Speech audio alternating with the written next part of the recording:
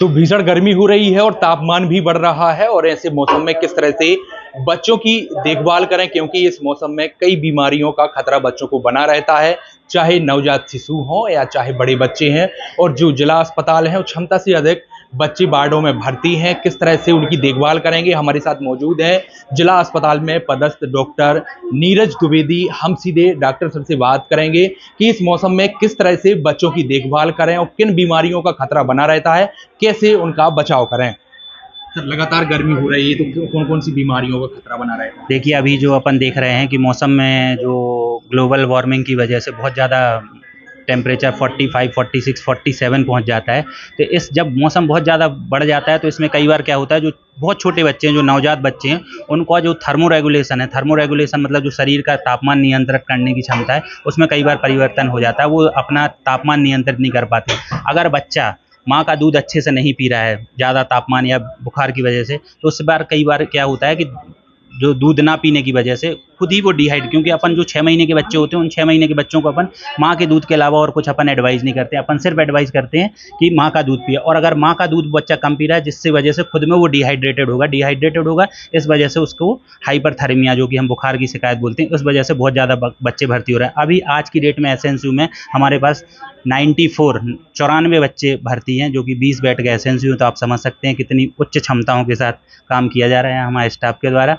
और दूसरी बात, जो बड़े बच्चे हैं उनके लिए अपन को ध्यान देना है कि चूंकि पानी की कमी हो जाती है दस्त लगने की वजह से, तो जो दस्त लगते हैं उसमें पानी की कमी हो जाती है, तो अपन को देखते रहना है कि बच्चे को अगर दस्त लग रहे हैं, तो दस्त लगने पे अगर बच्चा पेशाब नहीं कर रहा है, बच्चा सुस्त हो रहा है, तो अपन को तुरंत जाके किसी अपने निकटतम प्राथमिक स्वास्थ्य केंद्र या किसी सामुदायिक स्वास्थ्य केंद्र में जाके अपन को दिखाना है, जिला चिकित्सालय में आके दिखाना है और बच्चे का उपचार कराना है। अगर बच्चा पेशाब नहीं कर रहा है, बच्चा सुस्त है और बच्चे को दूध पीने में समस्या हो रही है, तो इसको हम गंभीरता के लक्षण के तौर पर देखेंगे और तुरंत हमें बच्चे का इलाज कराना है। तापमान अधिक होने की वजह से ये बीमारी फैल रही है? हाँ, बिल्कुल। डिहाइड्रेशन का जो मेन कारण है वो तापमान अधिक है, क्योंकि अगर बहुत ज़्यादा तापमान होगा, अगर हम बच्चे को गर्मी से नहीं बचाएंगे, तापमान में ज़्यादा उसको एक्सपोज होने देंगे ज़्यादा तापमान में, तो निश्चित रूप से बच्चा कहीं ना कहीं डिहाइड्रेटेड होगा और डिहाइड्रेशन की वजह से ये लक्षण आएंगे। तो हमें कुल मिला के मेरे जो हमारे जो परिजन है उनको क्या परिजन जो हैं उनके लिए मेरा विनम्र निवेदन है और मेरा आग्रह है कि बच्चों को इस गर्मी से बचाव करें, बच्चे को ठंडी जगह पे रखें।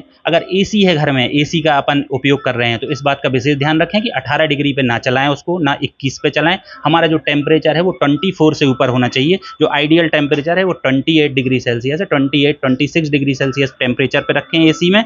और बच्चे को डायरेक्ट हवा में नहीं रखना है। अगर पंखे में भी है तो डायरेक्ट हवा में, कूलर में अगर है तो कूलर की भी डायरेक्ट हवा, जो सीधी हवा आती है, उसमें नहीं रखना है बच्चे को। ज़्यादा ठंडक भी नुकसानदायक है। बिल्कुल। हमें क्या है, अगर एसी का टेम्परेचर हम 18 या जो रखते हैं लोग बाग, मैंने देखा है, उससे अपन को हर प्रकार का नुकसान है। शरीर क्या है, उतना अडेप्ट नहीं कर पाता है। टेम्परेचर उतना ज़्यादा नहीं रखना। 28 degree is ideal. 26 to 28 is ideal temperature for AC.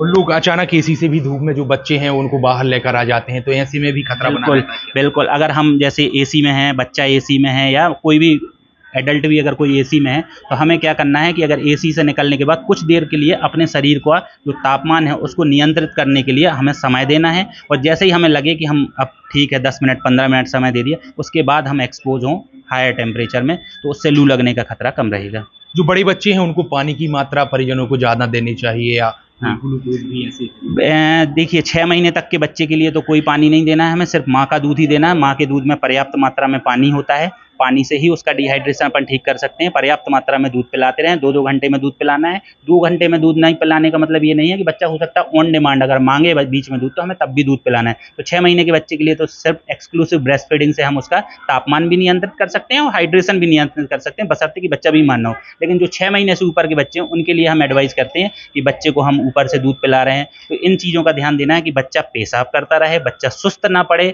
और बच्चे को अगर दस्त लग रहे हैं तो जो दस्त में हमारे जो गवर्नमेंट की जो गाइडलाइन है उसके हिसाब से है कि अगर दस्त लग रहे हैं तो आप पहले तो उसको जो घर में जो सामग्रियां हैं, जैसे कि चावल का पानी हो गया, तरल पदार्थ हो गए, नारियल पानी हो गया, वो अपन पिला सकते हैं, ताकि अपन देखते रहें कि बच्चा डिहाइड्रेटेड ना हो, बच्चे को जल की कमी ना हो। पानी की अगर कमी नहीं हो रही तो बच्चा फिर जल्दी स्वस्थ हो जाएगा। और बच्चे को इस स्थिति में लाने से पहले कि बच्चा सीवियर डिहाइड्रेशन में पहुंच गया है, बच्चा सुस्त पड़ गया, बच्चा यूरिन पास नहीं कर रहा है, उस अवस्था में अगर हम अस्पताल में लेके आते हैं तो निश्चित रूप में हमें भी इलाज करने में दिक्कत होगी और बच्चे की प्रोग्नोसिस, इसलिए अपन को पहले ध्यान देना है।